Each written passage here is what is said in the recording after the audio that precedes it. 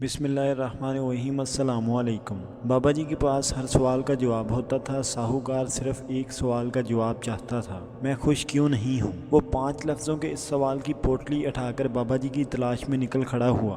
بابا جی لنگوٹ باندھ کر جنگل میں بیٹھے تھے۔ ساہوکار نے سوال کیا، میں خوش کیوں نہیں ہوں؟ بابا جی نے سنا، کہکا لگایا اور اس سے پوچھا، تمہارے پاس قیمتی ترین چیز کون سی ہے؟ ساہوکار نے جواب دیا، میرے پاس نیلے رنگ کا ایک نایاب ہیرا ہے۔ بابا جی نے پوچھا، تم نے یہ ہیرا کہاں سے لیا تھا؟ ساہوکار نے جواب دیا، یہ ہیرا میری 3 نسلوں کی کمائی ہے۔ میرے دادا حضور جو کماتے تھے وہ اس سے سونا خرید لیتے تھے۔